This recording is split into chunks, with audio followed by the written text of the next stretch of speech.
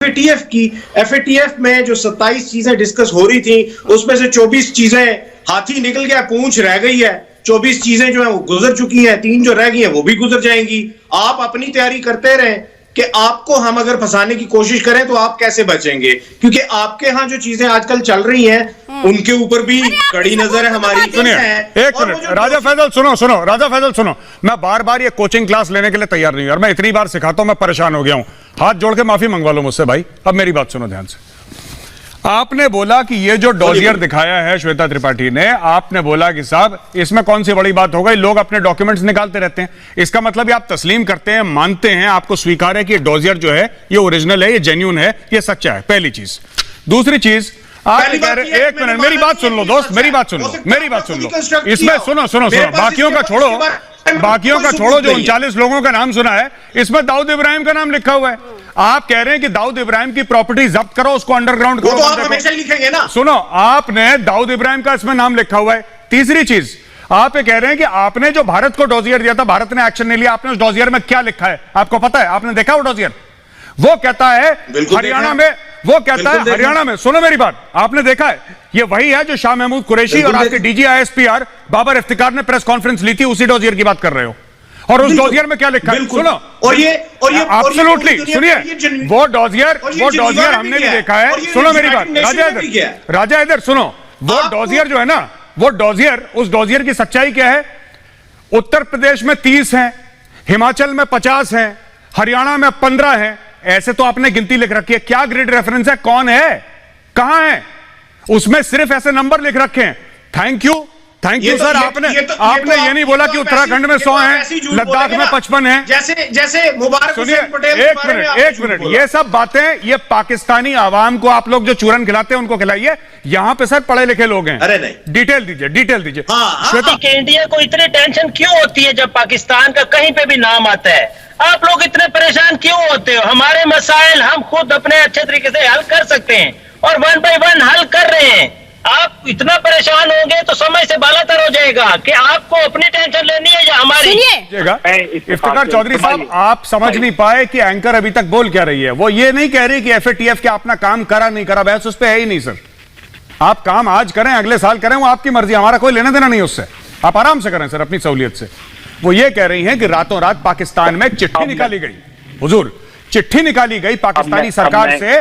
उस चिट्ठी में यह बोला है कि जितने भी असासे हैं ये टेररिस्ट ऑर्गेनाइजेशन के, दहशतगर्द तंजीमों के लोगों के, जिसमें शामिल नाम दाऊद इब्राहिम कासकर का, इन सब लोगों को ये जो है डॉक्यूमेंट, ये कह रही है कि रातों रात बोला कि इनको बोलो अंडरग्राउंड हो जाओ और बिना पूछे इनके असासे, इनकी दौलत, इनका जितना भी बिल्डिंगें हैं, इनके नाम पे घर हैं, प्लॉट हैं, सब के सब जब्त करो ओवरनाइट। ये चिट्ठी है। यानी कि पाकिस्तान के अंदर ये लोग हैं। डिबेट इस पर है सर, डिबेट इस पर नहीं है कि आपने एफएटीएफ के कितने पॉइंट पूरे करें, आप ना करें, वो आपका अंदर का मामला है। हम उसके ऊपर कोई कमेंट करने वाले नहीं होते।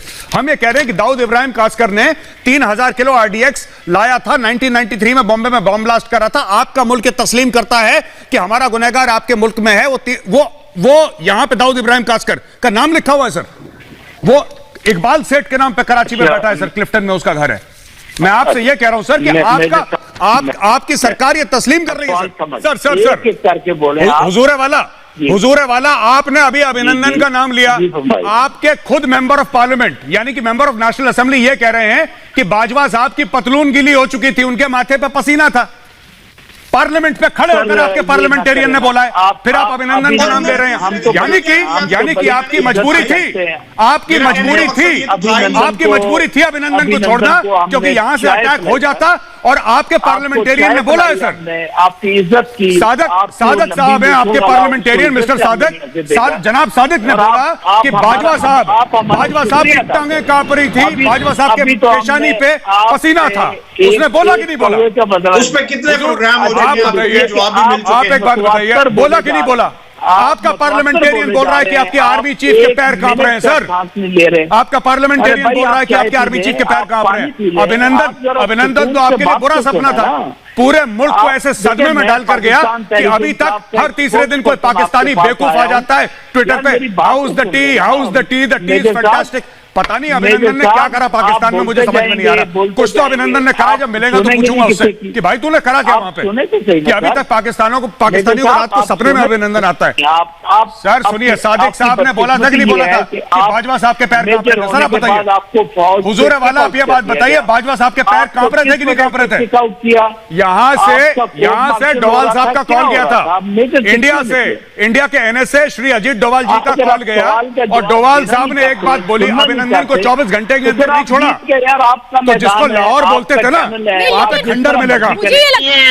अरे वो चीखम चिल्ली की दुकान भैया, जरा थोड़ा सा पाकिस्तानियों, भाई पाकिस्तानियों, ये मस्जिद के बाहर आप तकरीर नहीं कर रहे हो, सुनो मेरी बात को। आप भारत की आवाम से बात कर रहे हो, जरा चुप करके सुनो बात जरा। 1 मिनट इनका फेडर डाउन कीजिए श्वेता जी, ये बहुत चिल्ला रहे हैं पाकिस्तानी आज। ये एक आप भिखारी मुल्क के राजा फैसल को बुला लेते हैं, ये इतना नाम इसका राजा रख दिया, समझता राजा ही हो गया हूं मैं। आप सुनिए, आप दिमागी रूप से थोड़े से गरीब हैं, आप दिमागी रूप से थोड़े से गरीब हैं साहब, सुनिए जरा। अरे चीखो मत यार, क्या कर रहे हो? अरे मेरे कानों में चिल्ला रहे हो भाई, दर्द होता है। चुप करके सुनो भाई, सुनो। और आपके मैं, अरे सुनो भाई, अभी आपने कहा कि जी 27 में से 25 पे हम अमल कर चुके हैं, तो वो भी कहा है इनसफिशिएंट है। और एक और एशिया पैसिफिक ग्रुप है ऑस्ट्रेलियन बेस्ड, उन्होंने कहा है कि 40 में से सिर्फ 2 के ऊपर आपने अमल फरामद किया है। सुनो मेरी बात को, अरे 40 में से सिर्फ 2 के ऊपर आपने अमल किया है, और आप कह रहे हैं कि हमारे को क्यों तकलीफ होती है। आप जब ये दाऊद इब्राहिम को अपना जवाई बना के बिठा के रखते हैं अपने मुल्क के अंदर, जब आप ये 26/11 जैसे आतंकी हमले करते हैं, हमारे पार्लियामेंट पे हमले करवाते हैं, हमारे कश्मीर के अंदर मुसलसल पिछले 70 साल से आप जो एक जिहाद की कोशिश कर रहे हैं, हमारे को तकलीफ होती है। आप ना कीजिए, आप कुएं में पड़े, खाक में जाए पाकिस्तान, हमारे को परवाह नहीं है। सुनिए मेरी बात को साहब, आप खाक में जाए, कुएं में पड़े, आपका मुल्क जले, आप जो मर्जी करें, हमें फर्क नहीं पड़ता।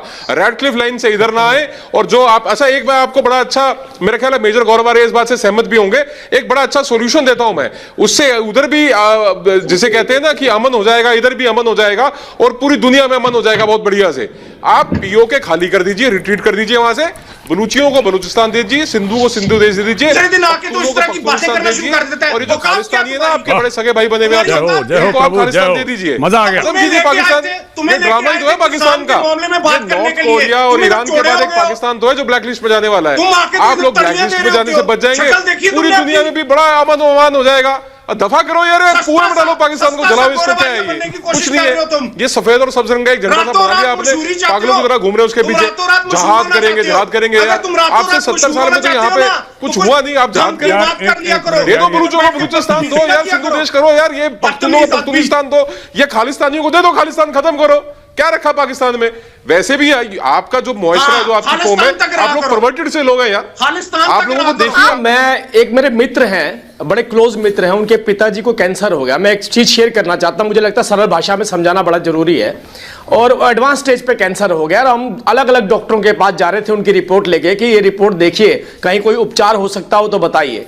तो सभी डॉक्टरों ने, जो अच्छे डॉक्टर थे, उन्होंने मना कर दिया कि इनका कोई उपचार नहीं हो सकता है। लेकिन एक बहुत थके हुए नीम हकीम टाइप के डॉक्टर थे, उन्हें रिपोर्ट पढ़नी जरूर आती थी।